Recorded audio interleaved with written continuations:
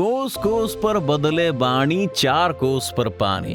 ये कहावत सच में इंडिया पर फिट बैठती है, क्योंकि इंडिया में हर स्टेट में खान पान के साथ कई बार तो मौसम तक भी बदल जाते हैं। इंडिया में कुछ स्टेट अपनी कल्चरल तो कुछ जियोग्राफिकल रीजंस की वजह से जाने जाते हैं, तो कुछ स्टेट्स अपनी बिजनेस की वजह से पूरे वर्ल्ड में नाम कमाए बैठे हैं, जिसमें छत्तीसगढ़ अपने स्टील प्लांट और चावल की वजह से, तो मोदी जी का गुजरात टेक्सटाइल और नमक के लिए, और तमिलनाडु फेमस है अपने आईटी और ऑटोमोबाइल सेक्टर के लिए। लेकिन ऐसा क्यों है, और ये ऑटोमोबाइल इंडस्ट्री चेन्नई में आकर बसी, यूपी, बिहार, दिल्ली या रोल मॉडल गुजरात में क्यों नहीं? आइए जानते हैं इसके पीछे की सच्चाई, तो बने रहेगा वीडियो के अंत तक हमारे साथ। चेन्नई भारत का ऐसा शहर है जिसके बारे में दिल्ली वालों को लगता है कि वहाँ मिनट से पहले डोसा तैयार हो जाता है, लेकिन इंस्टॉल्ड कैपेसिटी की रिपोर्ट की माने तो चेन्नई में डोसे का तो पता नहीं, पर यहाँ 1 मिनट में 3 कार, 2 मिनट में 1 ट्रक और 6 सेकंड में 1 मोटरसाइकिल बनती है। और इनकी कैपेसिटी इतनी ज्यादा है कि हर साल यहाँ कम से कम 17 लाख कारें बना सकते हैं। तमिलनाडु में ऑटो इंडस्ट्री इतना आगे बढ़ चुकी है कि अब ये दुनिया के टॉप 10 ऑटोमोबाइल हब में शामिल हो गया है।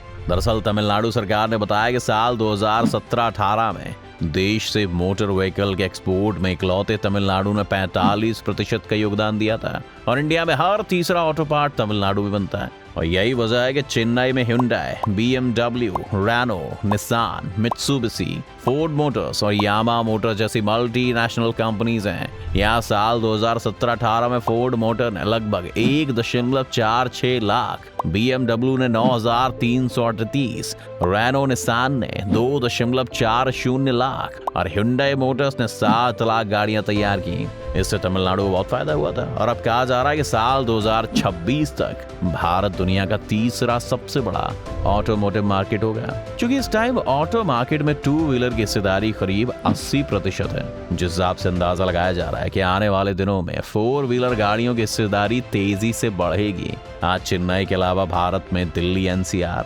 हरियाणा, राजस्थान, गुजरात और पुणे, मुंबई बड़े ऑटो मैन्युफैक्चरिंग हब बनते जा रहे हैं। लेकिन अब सवाल वही आता है कि इंडस्ट्री और फैक्ट्री तो कहीं भी लगाई जा सकती है, फिर चेन्नई ही इन्वेस्टर्स की पहली पसंद क्यों है? देश की राजधानी दिल्ली या मोदी जी का रोल मॉडल गुजरात ही क्यों नहीं? इन कार प्लांट्स को चेन्नई में लगाने के पीछे कंपनियों के पास एक नहीं कई वजह है दोस्तों। पहली वजह है चेन्नई की ज्योग्राफिकल कंडीशंस और पॉलिटिकल क्लाइमेट, जिन्होंने कार कंपनियों को खूब साथ दिया, चाहे वो टैक्स से राहत देने वाला कोई काम हो या फिर उन्हें सस्ती दर में जमीन मुहैया करानी हो, सब काम आसान कर दिया उनका, जिसकी वजह से कंपनियों ने अपने प्लांट तमिलनाडु में लगाए, और जो पहले से लगे हुए थे वो खुद को एक्सपेंड करने की प्लानिंग करने लगे।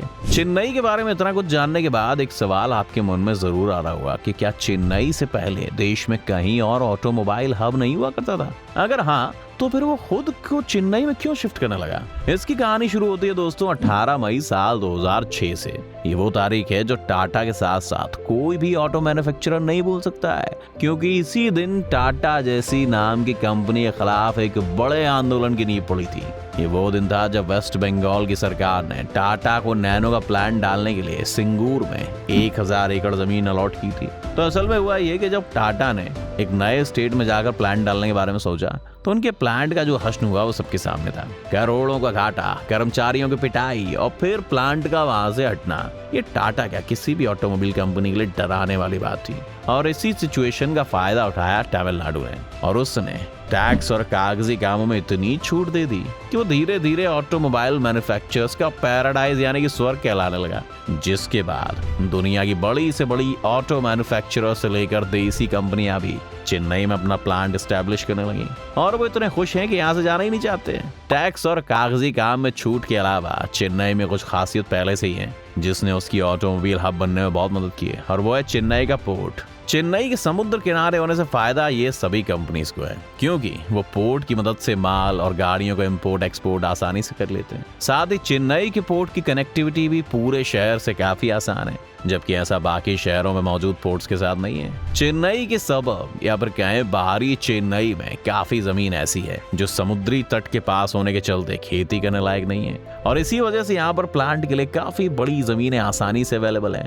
इसके साथ ही चेन्नई का मौसम भी लगातार उमस भरा रहता है, और ये मौसम कार मैन्युफैक्चरिंग के लिए एक तरह से सूट करता है, क्योंकि इस मौसम में OEM पेंट यानी कि वो पेंट जो आपकी कार पर कंपनी करके देती है वो अच्छे से टिक पाता है। और ये तमिलनाडु की सरकार काफी समय पहले ही समझ गई थी कि इंडस्ट्रीज से ही डेवलपमेंट की राह है। और उन्होंने इस पर लगातार अमल भी किया और कंपनियों को सभी सहूलियतें दी, जिस वजह से आज चेन्नई इतना आगे है। इसके साथ चेन्नई की खास बात यह है कि यहाँ कामगार से लेकर कुशल टेक्नीशियन और इंजीनियर्स की भरमार है, जिस वजह से वर्कर्स को भी अपने ही शहर में काम और अच्छा पैसा मिलता है, तो स्टेट से बाहर नहीं जाते और घर का पैसा घर में ही रह जाता है और तमिलनाडु तरक्की करता रहता है। इस सब के अलावा चेन्नई से देश के बड़े शहरों की कनेक्टिविटी रोड और एयर दोनों से काफी अच्छी है। ऐसे में बने हुए माल को दूसरे शहरों में पहुंचाना भी काफी आसान है। चेन्नई के बारे में इतना कुछ जान लेने के बाद अब ये भी जान लेते हैं कि यहाँ कौन कौन सी कंपनियां हैं। तो आपको जीके बढ़ाने के लिए बता दें कि भारत में जितनी भी बड़ी ऑटोमोबाइल कंपनीज हैं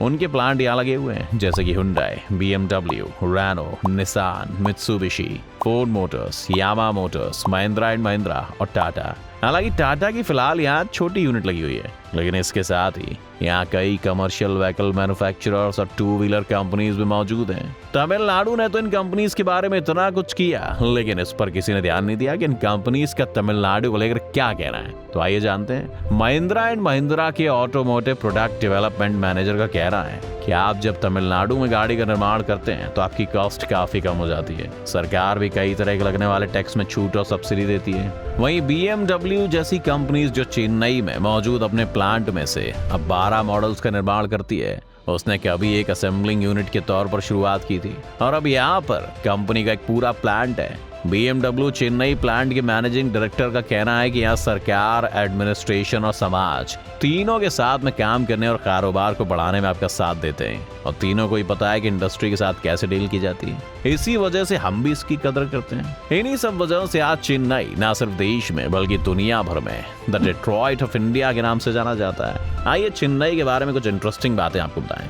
चेन्नई भारत के लगभग 45% हेल्थ टूरिस्ट को भी अट्रैक्ट करता है, इसीलिए इसे हेल्थ कैपिटल ऑफ इंडिया भी कहा जाता है। इतना ही नहीं, चेन्नई दक्षिण भारत का गेटवे भी है। अपनी खूबसूरती और फूड की वजह से ये टूरिस्ट का फेवरेट प्लेस है, क्योंकि लगभग सभी इंग्लिश बोलते हैं। चेन्नई को ऑटोमोबाइल इंडस्ट्री की वजह से डेट्रॉइट ऑफ इंडिया के रूप में भी जाना जाता है, जो भारत में 40% से ज्यादा ऑटो पार्ट्स और मोटर व्हीकल्स को प्रोड्यूस करता है। IT सेक्टर और कॉल सेंटर में यहाँ बहुत से लोगों को नौकरी दी जाती है और घूमने के लिए काफी सारी जगह हैं। चेन्नई शहर पूरे तमिलनाडु की मेन सिटी है। चेन्नई तेलुगु ओरिजिन का नाम है, जो एक तेलुगु शासक के नाम से आता है। ऑफिशियल तौर पर इसका नाम चेन्नई है। इसका मूल नाम मद्रास हुआ करता था, जिसके चलते कुछ हिस्सों में चेन्नई के बजाय ये शहर मद्रास के तौर पर भी जाना जाता है। चेन्नई शहर में बड़े ऑटोमोबाइल मैन्युफैक्चरिंग यूनिट की वजह से इसे डेट्रॉइट ऑफ एशिया भी कहा जाता है। कमर्शियल इंडस्ट्री के अलावा मिलिट्री रिलेटेड व्हीकल्स को भी यहाँ प्रोड्यूस किया जाता है। चेन्नई के अलग अलग रीजन